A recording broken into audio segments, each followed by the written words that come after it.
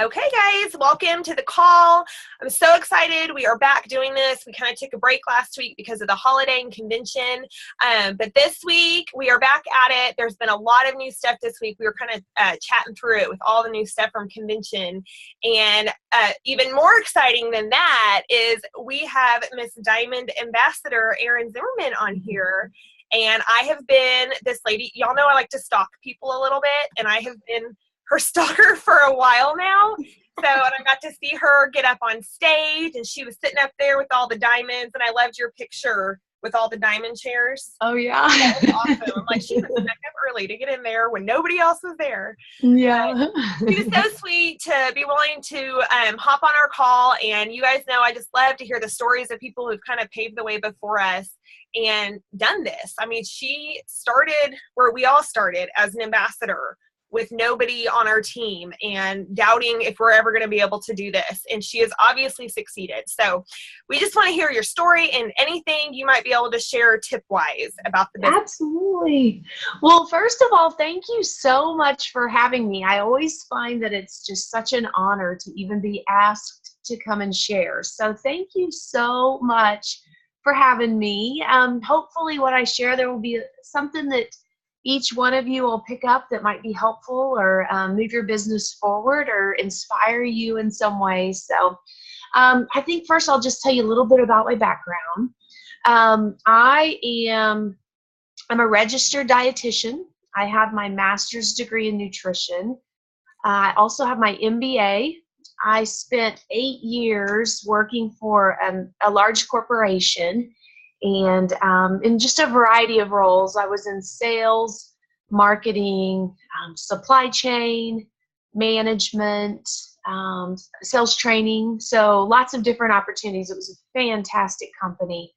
I absolutely loved it for the most part. I did, though, toward the end, just look up one day and realize that I was traveling a lot. I think by all accounts, people looking in would think that I was just successfully climbing the corporate ladder, but it really was coming at a huge cost to my family. At the time, we had our daughter, Claire. She was about 1.5 or 2, and then I was pregnant with our second, John Parker. And I was traveling 3 or 4 nights a week. I was working 50, 60 plus hours a week. It just got to be too much. We were literally surviving and just trying to make it work. And so one day, I mean, my husband and I, we just decided for me just to walk away. And when I did that, I knew it was the right thing to do. I knew I was following my calling, which was to be a stay-at-home mom. I knew that that's what I needed to do at the time. But I felt like I was also walking away from all my hopes and dreams of ever having a successful career. And here I just sunk so many years and dollars into getting my master's in nutrition, getting my MBA. I was really a corporate woman. That was what I wanted to do. But that all changed when kids came around. But there was still a piece of me that sort of felt like I was giving that up. And so anyway, at the time we were living in Indiana. That's where the headquarters was. And so we moved back to Oklahoma, which is where we're both from. Wanted to be closer to family. And I was happy being a stay-at-home mom, just kind of settling in. But at the meantime, I was watching 2 of my best friends from college, Celeste Gwynn. You guys may have heard of her. I don't know. And Jen Hawkins, you may have heard of her. I don't know. We're under Jen. Yeah, they're both amazing, and they're 2 of my very best friends. I've known them longer than I didn't know them before. So, but I'm watching them posting on Facebook, and we even got together for one of our girls' weekends, which we tried to do about once a year. And Jenny was the only ambassador. Celeste and Susan Clinton were both her customers. They were talking about it. I was rolling my eyes and, just I'm skeptical dietitian. Dietitians are trained to be skeptical, especially about nutritional supplements. So, but Jenny, she was so patient, and she really was, she was honestly seeking feedback. She was still pretty new into the organization. But that was 2012, I believe. And there was a point in 2013 that I just could no longer deny the success that both of them were having from a financial standpoint, but also from a health standpoint. So I decided to actually look at the products, crazy thought, and saw that they were great. I saw that they really addressed key issues of health at the root, and not just covering up symptoms or, a get thin quick kind of a scheme. So my husband actually, at the time I was pregnant, almost due with our third baby, Henry. And my husband, he was like, you know what, I want to try the products. So can you order them just so that I can use them? And so I went ahead and ordered, and obviously I went for the wholesale discount because we were both eventually going to be taking them. Absolutely had no intention of ever selling. I had done network marketing before. When we moved back to Oklahoma, I joined just for the fun of it, and found myself losing money and losing a lot of time. And I was away from my family again, doing parties and events and stuff at night. So I had failed miserably at network marketing, and I was never going to do it again.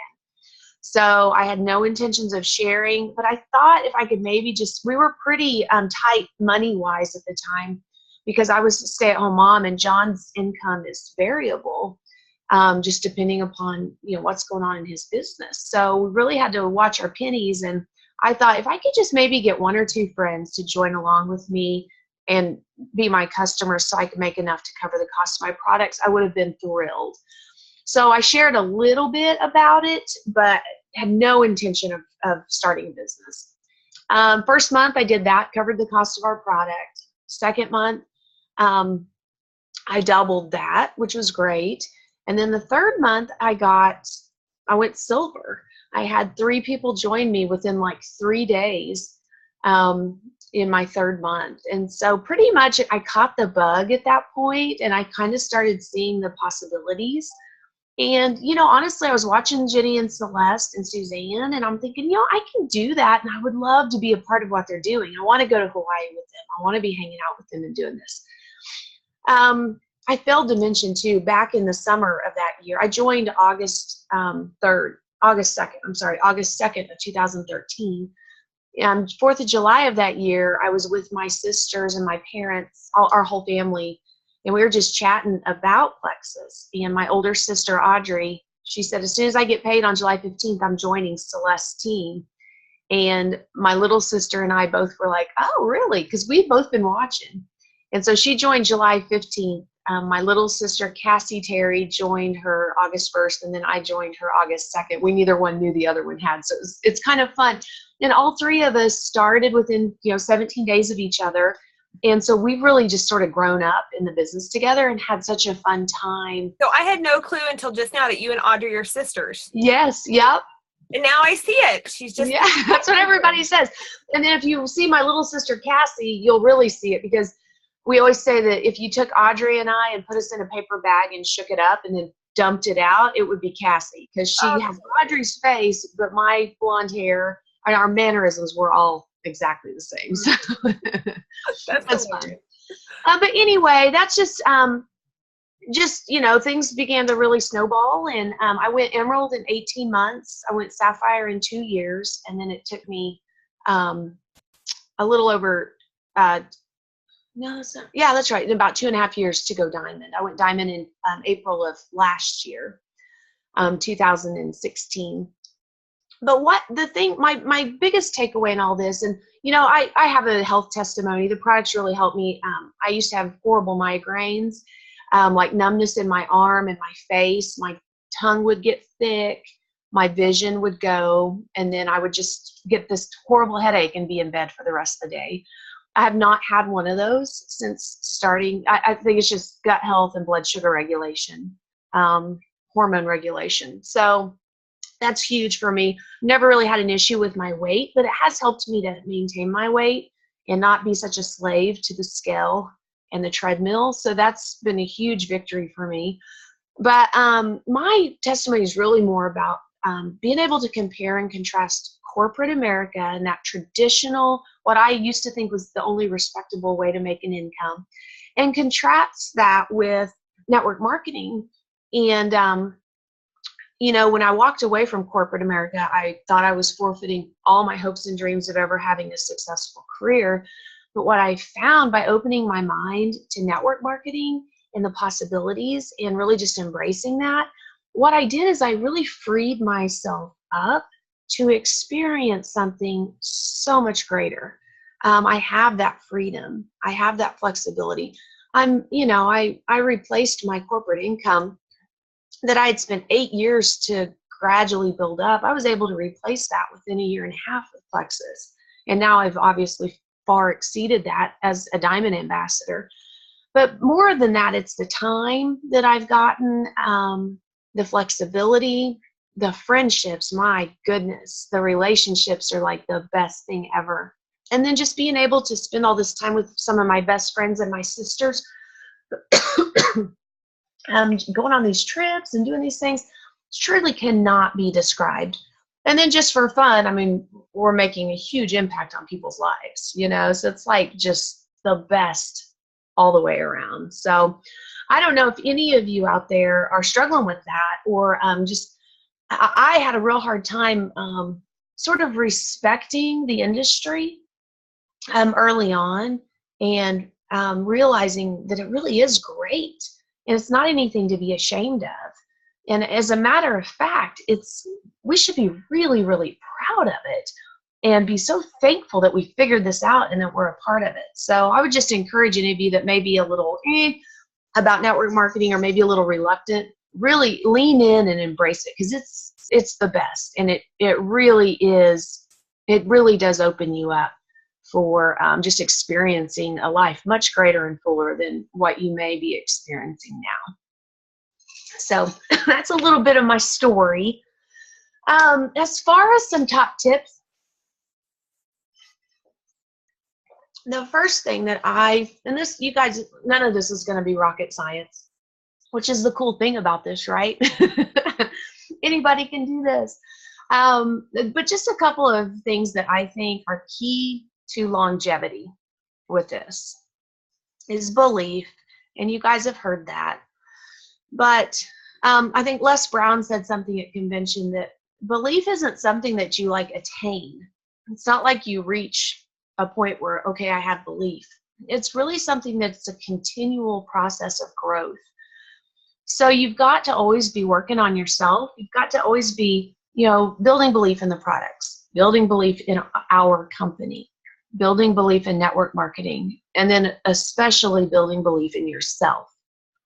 Because I think that's where we really falter a lot of times, is just being discouraged and thinking that we're just not capable of this. Because as with any business, there's going to be ebbs and flows. If you had a storefront, like a boutique or, a tire store, there's going to be points where you have your business is really booming and you're super busy. And then times where it's really quiet and maybe slow. And those slow times are great for growing personally, maybe reevaluating what you're doing and making some improvements, and then also just growing yourself and pouring into yourself and pouring into your team. You kind of need those ebbs and flows in business. I love the analogy of a garden. Your garden isn't blooming 365 days out of the year.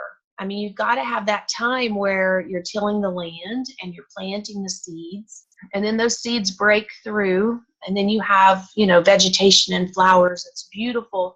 But then the fall and winter come, and that needs to die back off. And you've got to have that period of time that's dormant that you can, reevaluate and start over and do it all again. And then you'll grow back even bigger and stronger the next time. So just don't neglect the importance of building your belief. I just think that is so important. And I think that is probably the most important thing from a longevity standpoint with this business. I watched a video one time about building belief. And what he said was, if your belief, let's just say you've got a graph here. If your belief is low and like things are going good, and then all of a sudden things start going bad, you're going to fall far. But like just emotionally. But if your belief is high, things are going good, when things start going bad, you're not going to fall as far because you're going to know everything's okay. You're going to know that this business is great. You're going to know you can do this. And so you'll kind of level out at a higher point, and there won't be so much of this all over the place. So always be trying to get that belief as high as possible. So when things are going great, fantastic. But when they start kind of going south, they don't go as far south. And that belief will stop that. The next thing is from a leadership standpoint. So we all say this, if you have one person on your team, you're a leader. Part of my job in corporate America was leadership development. Like they sent me into the headquarters to develop me to become a district manager at some point because I was with a pharmaceutical company. And so I went through like curriculum on leadership, which was great. I got to read books. I got to model and watch people and be mentored by fantastic leaders. And so one of the things that I've learned from a leadership standpoint, and I think it's probably one of the harder things to do, but it's so important, is really leading from the heart. You really have to care about people. You've got to put their needs before yours. You can't get emotional whenever they hurt your feelings. I promise you, somebody on your team will at some point hurt your feelings. But as the leader, you've got to rise above. You can't get emotionally involved. You've got to lead. You've got to try to understand and put yourself in their shoes. Just really lead from the heart. Let people know you care about them. Not just care about whether or not they're working to, get to the next rank, but care about what's going on in their life and care about when there's a big day for them or something important's going on. Just love on them, really care, because those are the people, if they feel like you really care about them, they'll walk through a brick wall for you. They'll do anything that you ask. Nobody reports to us in Plexus, which, trust me, that's a good thing. But when people don't report to you, you can't tell them, hey, you need to do X, Y, Z. You have to inspire them. And they cannot feel like they've been sent to the principal's office or like they're in trouble, because this is kind of a voluntary workforce. So if they feel like that, they're going to say, see ya. They want to feel like they're a part of something and that you appreciate them and that you really have their best interest at heart. So just always make sure that you're leading from the heart, whether you have one person on your team or you have 6,000 people on your team. I love to talk about wise navigation from a leadership standpoint. I think a lot of times leaders, your team is going to follow you. So if you overreact to circumstances, the back office is just an obvious example. As we were going through so many challenges with the back office, and praise the Lord that we're almost out of that. But, I can remember times where the sky was falling from my team standpoint. Oh my goodness. And even obviously some of my peers, some of the other diamonds were like, up in arms about these things. And I've learned that sometimes you need to sit back just for a little while and give corporate the opportunity to correct it or address it or something. More than likely, they're going to put something in place that's going to help us out. I saw so many instances where, not my team, but teams would go into this whole fire drill of gathering information and putting spreadsheets together and things to get into corporate. Was just a waste of time, because it ended up that corporate did like a sweeping move that would have handled or taken care of those things anyway. So wise navigation for me is just taking a step back, pausing, thinking. When your people on your team come to you and just like I said, the sky is falling, the best thing is to just start asking questions. I've had people say, my whole team's quitting. I'm like, well, who quit? And they'll say, well, Brandy. I'm like, okay, well, who else? Well, just Brandy. I'm like, well, that's not your whole team. You have more than one person on your team. But it felt like that at the time for them. It's just like, maybe Brandy was a really important person on the team.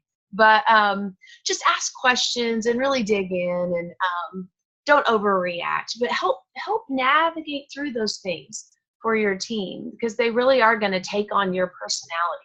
So if you're calm and cool and thoughtful and mature in how you handle things, then they'll do the same, and that'll duplicate down. And that's what you want.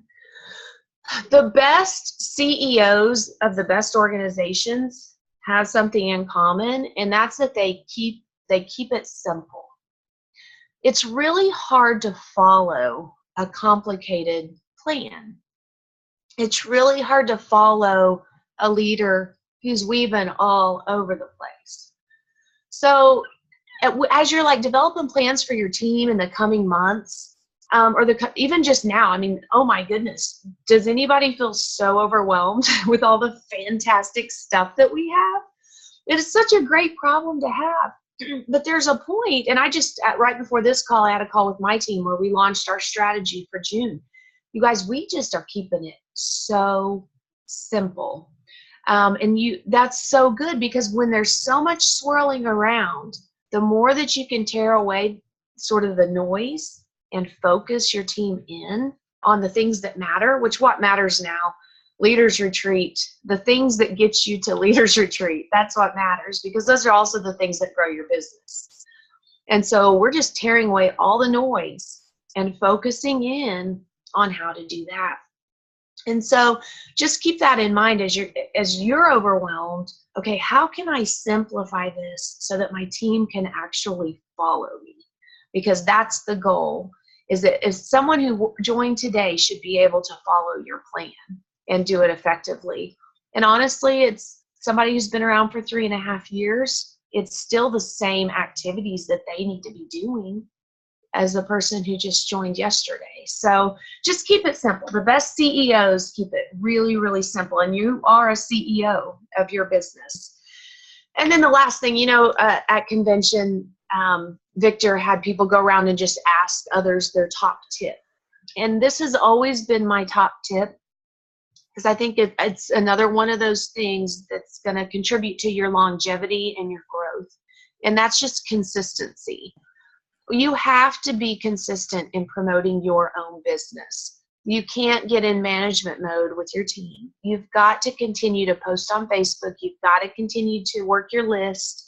You've got to continue to reach out to people and follow up and support your customers. And now with Lexi, I mean, my goodness, how great is that to help us in supporting our new ambassadors and our customers? So, but consistency in working your own business, you got to be consistent on your team page, leading your team. If you're sort of MIA for a little while, they feel that, and they go MIA.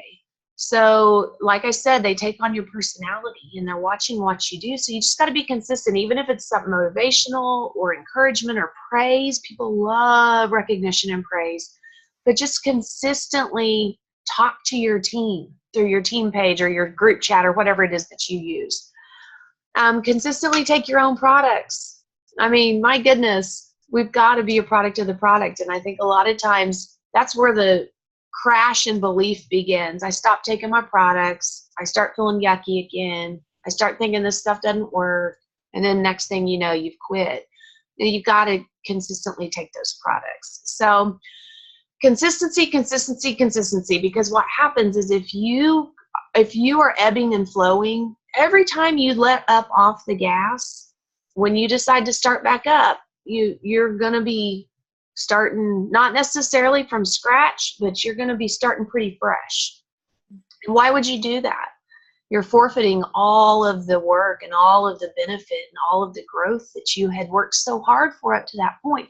So even when you don't feel like posting, even when you don't feel like reaching out, you got to push through and be really disciplined in that, because that's key to steady growth. I've never been like a rocket ship growth. Like I said, I mean, 18 months to Emerald and over 2.5 years to Diamond, which is great. And I'm not complaining about that at all. But my growth has always just been a few points each month, maybe a couple hundred points each month. I haven't fallen back significantly. I fell back a little bit with, the back office in the last year or so, but I've never lost a diamond. I've always just had this consistent growth, and I really feel like that's from my consistency. I haven't let off the gas to allow my points to fall way back or people to fall away. And then the last thing, and this kind of what I just said sort of leads into that, is just remember that this is about the people and not about the points. If you'll look at each ambassador and each customer truly as a person that you've got life-changing products or a life-changing business for, they'll know that, they'll feel that, they'll sense that. And like I said, they'll want to walk through a brick wall for you. They'll really be excited and inspired to move forward with you in this journey. So always look at them as people and not just the points. The points will come, but those people are what really matters. So anyway, that's all I've got. I hope that helps, and I'm open to questions if we have time. I'm getting all these notes from people like, this is so good. I wish I had a love button. But no, I loved what you said where you're talking about wise navigation and leadership, because that's one thing that they even talked about in the Emerald training that I went to, is that even when you have change that's good change and it's incredible and it's exciting, it's still change. And change is scary and it can be overwhelming. And it's how we respond to that change that sets the tone for our customers and our team. Even if it is just one person, like you said, we're leaders, no matter how many people, even if it's just a customer, you're leading that customer to health. And so it's how we respond to this stuff that matters. And so it's, choosing to step back for a second, reflect before you respond. And so absolutely. I love that. It's definitely getting me thinking about, because it's been a rough day, coming back. It's been interesting. So we need to reflect more. But I did have one person ask if you could give just a little example of how your team is simplifying it this next month on working towards Leaders Retreat. Like, are there just a couple things y'all are focusing on? Yeah, absolutely. So I just launched this plan. I've been working with my leaders on it. And what we are doing is we are, here, I'll just pull my notes out real quick. We are focusing on Leaders Retreat and so all the activities that we're doing and everything that we're rolling out points back to getting new customers with 50 PV or more, getting new ambassadors with a welcome pack, and then trying to get some of our previous customers to come back, because that'll help that big PV. And those are the areas that we need for Leaders Retreat. So the way we're tackling this is kind of a three-pronged approach. It's to educate, engage, and then ask. So the educate piece is, the microbiome is something that a lot of people on our Facebook feed don't have any clue about. So as ambassadors, it's our responsibility here in the next couple of weeks to just try to begin to educate them on that, just little bite-sized pieces to better understand why the microbiome even matters. So just using our Facebook posts and those fantastic videos that corporate has made just to kind of begin to educate our market. The engage piece is, the way we're simplifying this is one of my emeralds is writing up like 20 to 25 really short, catchy little posts, those ones that you can put in the colored box on the new Facebook. Like, for instance, she might say, what if there really was a chill pill? And then with the hopes of them going like, okay, wait a second. And then maybe hashtag improved mood, hashtag reduced anxiety, something like that. So we're trying to engage the audience with real short little bits to get them to reach out to us and in private messages.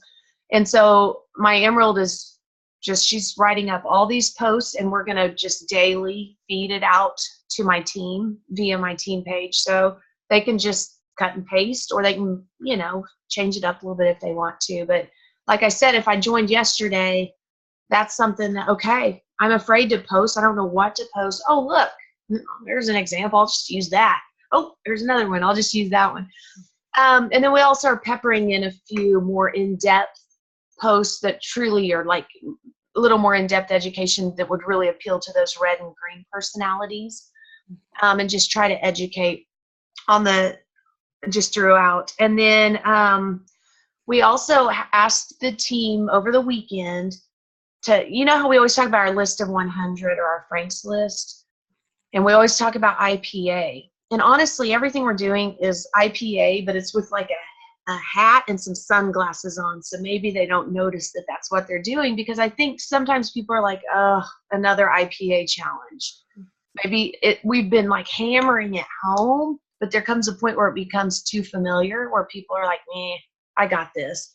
So we're kind of trying to just change it up a little bit. But we just listed out like 5 health conditions: menopause, GI issues, mood and anxiety. I don't remember the others. And then we asked them to just write those at the top of a piece of paper, like 1 sheet of paper per health issue, and just over the weekend, just start downloading everyone you could think of who might be suffering from hot flashes. So compartmentalizing our list, visit your Facebook group, visit your Frank's list, whatever. So they just made those lists over the weekend. And so now we're starting tomorrow, they're going to start reaching out to those people, but we're going to give them the actual scripts on how to reach out to the menopause list, how to reach out to the GI issues list. So we're just like spoon feeding everything to them, the leaders and I are. We're going to, at some point in the month, reach out to our inactive ambassadors, our white lines, and just have like a focused effort on that for a couple of days.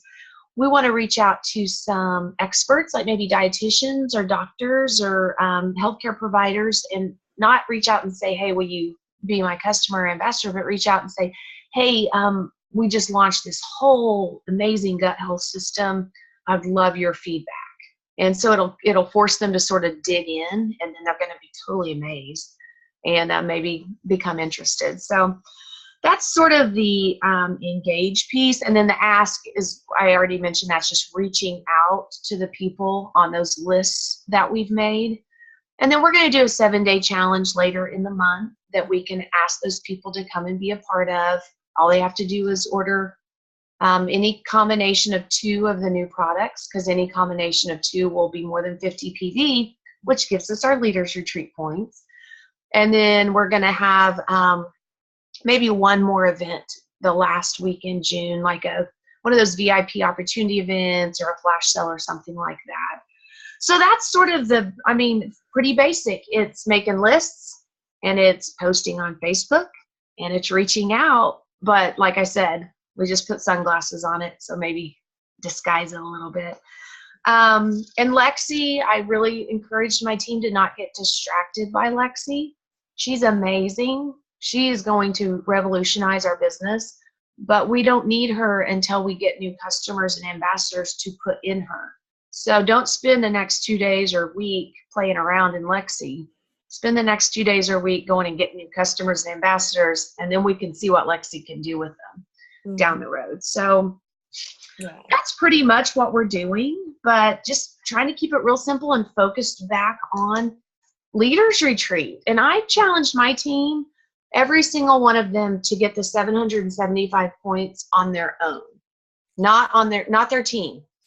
So you need to not rely on your levels 1 through 4 for points. I want you to get them based upon your level 1 personally sponsored, your new customers, and your PV.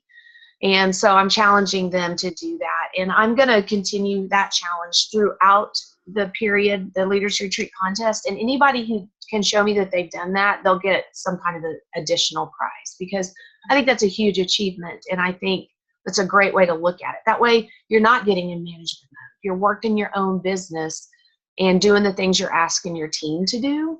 And your team takes on your personality. So if they see you're doing it, then they're going to do it as well. Yeah. So, wow. I hope that helps. It was kind of a long answer.